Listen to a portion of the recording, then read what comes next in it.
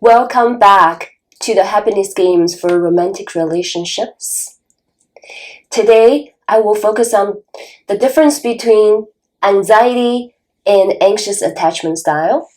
We'll look at the anxious attachment styles from the perspectives of system-centered therapy, somatic parts work, and Polygo Theory. In the end, of course, I will offer some practical guidances and tips for you. But I hope that you can watch the whole thing to understand where those guidances come from theoretically so you can apply them to your romantic relationships. For those who don't know me, my name is Zhao, licensed marriage and family therapist. My specialty is couples therapy. I was trained in somatic psychotherapy and couples therapy. I receive ongoing trainings from the System-Centered Institute for Training and Research. Let's begin. So according to system-centered therapy, there are different sources for anxiety. Again, that's just one way of looking at anxiety. They say anxiety could come from unfamiliar or uncomfortable sensations or emotions in the body, or it can come from some thoughts. It can also come from the fact that we just don't know what's happening, what's going to happen. So in some way, it's the common cold in psychotherapy. Well, anxious attachment style is interpersonal, is between people. So in my last video, you can see that I talked about attachment theory and how to build secure attachment styles. So you can go back to see where anxious attachment come from. But here, let me just summarize. It comes from the caregivers of the child that's not very consistent in meeting their needs. According to Ennis Worth's strange situation, there are kind of children, when the caregiver came back, they were crying, it's hard to soothe them, and they're called ambivalent resistant attachment style, showing up in a child's form. Those children can grow up into adults now we call preoccupied anxious attachment style. Again, that's in relationship with someone they're attached to. So there's a part of, now let's take a look at it from somatic parts work. So there's a part of them as a child, their caregiver for whatever reason were not able to be consistently available to see them and to meet their needs. So as a person, look at this situation, a baby, a child, maybe reaching out to their caregivers and always tracking them to see where my caregiver is. And are they available for me? Are they going to meet my needs? Because a child needs an adult to survive. They provide food and shelter, love and care for the baby, for the child. Without them, we will die. So it makes sense that a child will be always tracking and making sure their caregivers available to them, isn't it? So this part of us got developed. In parts work, we call it protectors, to protect us so we don't die, so we will survive. But when this part is dominant our internal system, it causes some challenges in relationship with other people. Because when this part present and dominating, they will understand that we're an adult now. We're not a child. We can meet our own needs. We can provide food and shelter and all those things for us. We know how to love ourselves. So when this part is present, it's our job as an adult to comfort them, to tell them, it's okay now, that I can take care of us, that you don't need to be worried so much. Now let's take a look at it from a system-centered perspective, because it's really good to look at interpersonal relationship from that perspective. So in system-centered therapy, we call role locks, and there are a lot of roles that we got induced. So this is a part that can be called role in system-centered therapy.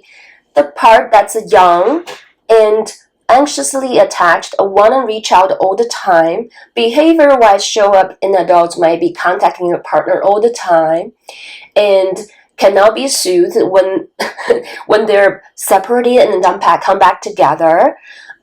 They could be also just wanting to reach out all the time, sometimes in the form of argument even, and criticism and blaming, trying to get their partner's attention. What they're really trying to say is, meet my needs. Are you here?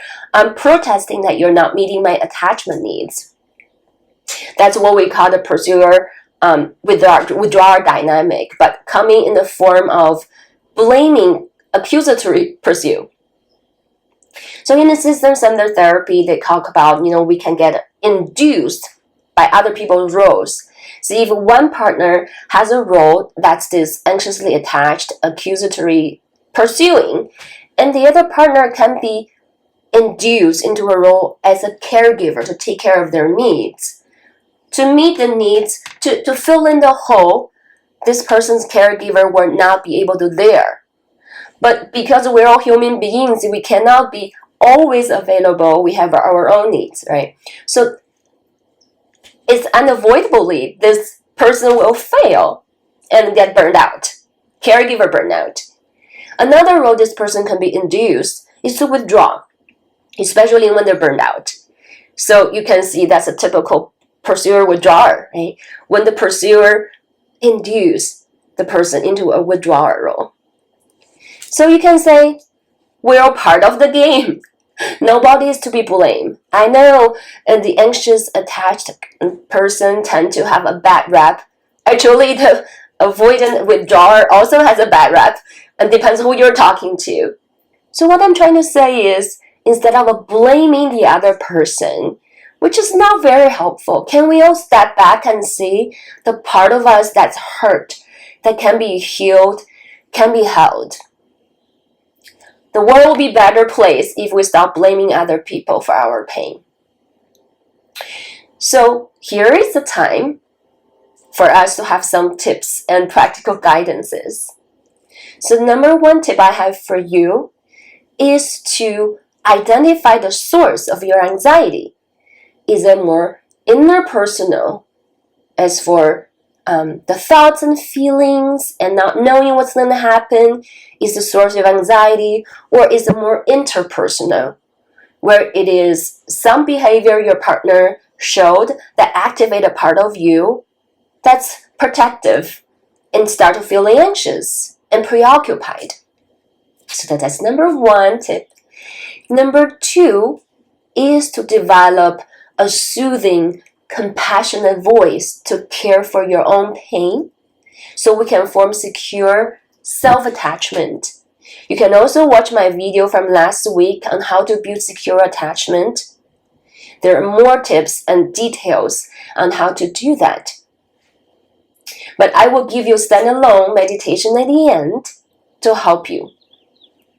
The third one is, after we regulate ourselves coming from fight or flight response, which is the preoccupied anxious state, to ventral. According to Polygo Theory, the ventral state, where we feel calm, relaxed, centered, patient, loving, and kind.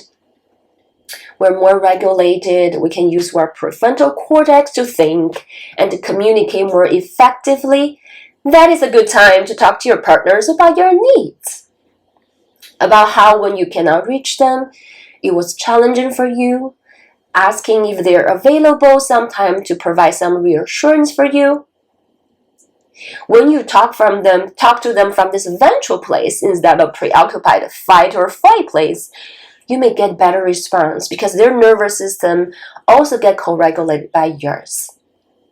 So now it's time for our little meditation with the help of Tutu, our preoccupied, anxious partner.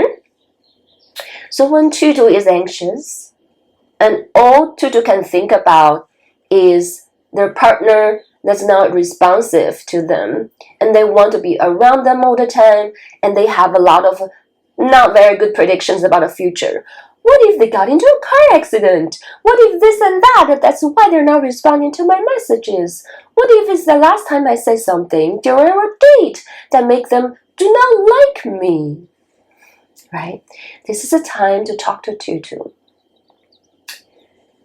So I hear that you're very anxious. It makes sense to me. You want them to respond to you as quickly as you would like to. This reminds you when your caregiver was not able to do that for whatever reason. Well, it's not your fault. You were not able to meet your needs. And I can see why you're getting anxious and you want to protect yourself, that you want to make sure they're available so we're okay. I get it. It's okay to feel this way. There's nothing wrong with that. They're just trying to help. But hey, we're adult now. Now feeling your real age. And I can take care of you. Look at the fridge we have. We have food. Look at the comfortable housing we have. I provide for you. And I can give you hugs and kisses anytime you would like. What do you need right now to make us feel better? Do you want some warm tea? Shall we heat up something to make us feel better? Maybe a warm towel? What else do you need right now from us? I'm here for you.